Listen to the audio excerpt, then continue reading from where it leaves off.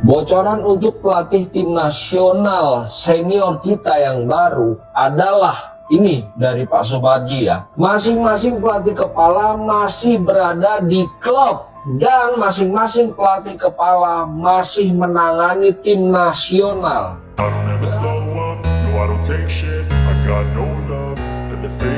2025 ini boleh dikatakan sebagai tahun yang penuh pasang surut bagi timnas Indonesia. Kita nggak perlu jelasin terlalu panjang lebar karena kalian sendiri sudah merasakan bagaimana roller coaster yang terjadi sepanjang tahun. Dari awal penuh optimisme, masuk pertengahan mulai goyah, hingga akhirnya di penghujung tahun kita harus menelan pil pahit gagal lolos ke Piala Dunia 2026. Dan wajar banget kalau akhirnya kemarin Ultras Garuda melakukan demo besar-besaran. Rasa kecewa yang lama tertahan akhirnya meledak. Tapi di balik semuanya, ada satu hal yang tetap harus kita pegang, kepercayaan. Kepercayaan kalau tim ini bisa bangkit.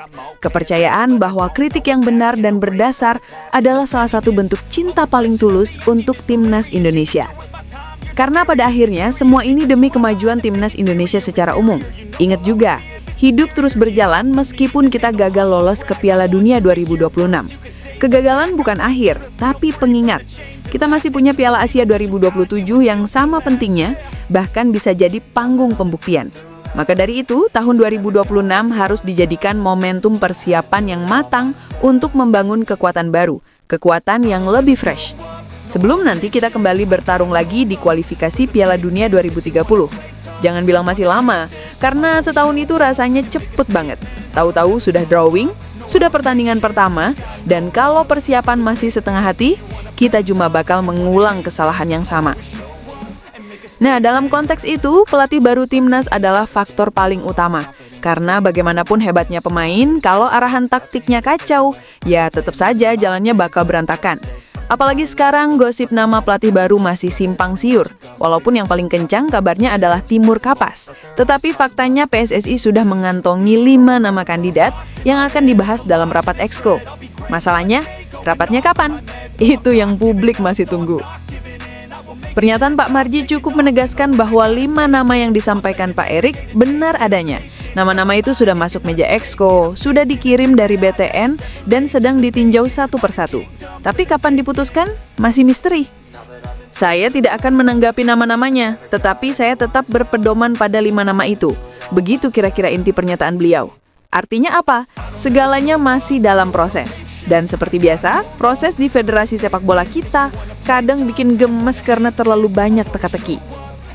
Yang pasti, kalaupun pelatih baru itu diumumkan Januari 2026, karena memang harus melewati libur Natal dan Tahun Baru dulu, maka dia akan punya waktu setahun penuh, termasuk beberapa FIFA Matchday untuk meracik komposisi terbaik demi tampil maksimal di Piala Asia 2027. 1 tahun itu harus jadi tahun uji coba, evaluasi, bongkar pasang skuad, dan ya, suka tidak suka, akan ada yang namanya degradasi dan promosi pemain. Nama-nama yang dianggap sudah habis masa efektivitasnya mungkin akan digeser, digantikan pemain yang lebih muda, lebih cepat, lebih bertenaga, dan sesuai keinginan pelatih baru.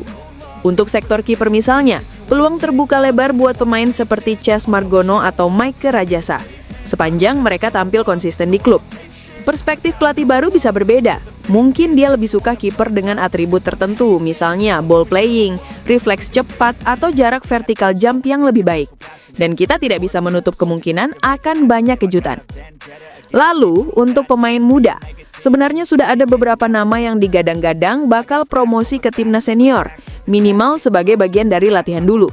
Ada Matthew Baker, Evandra Florasa, sampai Weber Jardim. Ini nama-nama yang sedang naik di tim muda dan bisa saja menjadi opsi kejutan.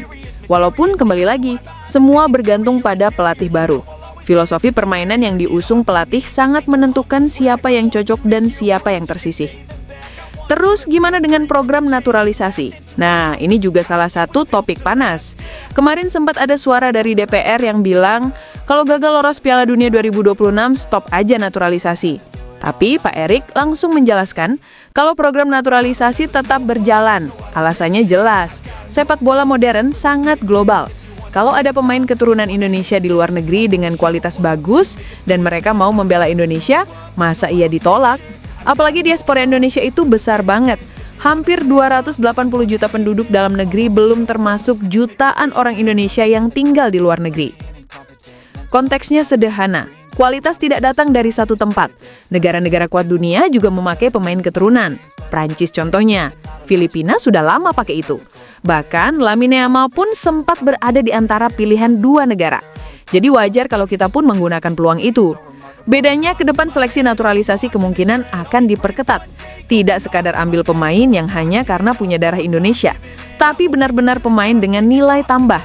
Yang ketika diberi jersey Garuda, publik bisa merasakan impact-nya, bukan sekadar numpang lewat sebelum bermain di Liga Asia pada usia yang seharusnya masih bisa bersaing di Eropa. Saat ini ada 4 nama yang sudah menyatakan siap membela Indonesia. Pertama, DB, striker Venlo. Pemain 24 tahun, matang, mobilitas bagus, bisa main nomor 9 dan 10. Cocok untuk menambah variasi serangan yang selama ini bergantung pada 1-2 pemain saja. Kedua, Tristan fullback atau winger.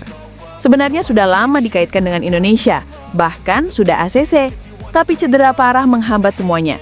Sekarang dia sudah pulih dan kembali ke performa yang menjanjikan. Bisa jadi pengganti Sandy Walsh yang harus diakui mulai menurun. Ketiga, Jen Sanchal, bek tengah Jerman, main di Bundesliga, tinggi 195 cm, masih 23 tahun, bisa main bek tengah dan gelandang bertahan. Ini tipe pemain yang sulit dicari di Indonesia. Kualitas Eropanya jelas terlihat.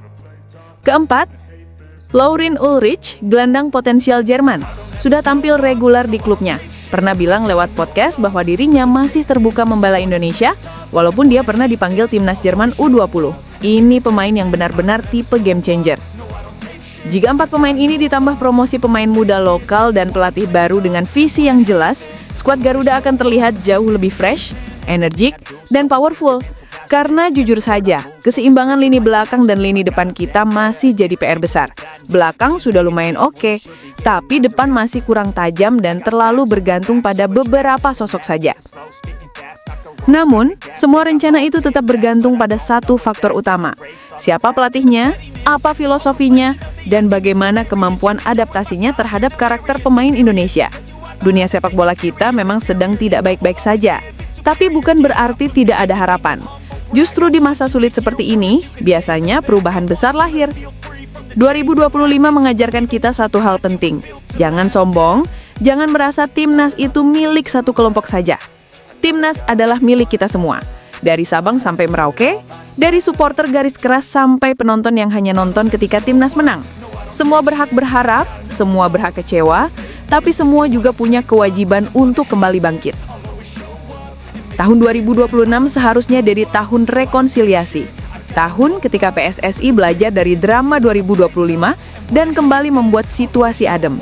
Tahun ketika konflik internal harus diminimalkan, komunikasi kepada publik diperbaiki, dan keputusan-keputusan strategis diambil dengan cepat. Karena kalau kita berani bermimpi tampil gagah di Piala Asia 2027, maka sekarang adalah saatnya membangun fondasinya.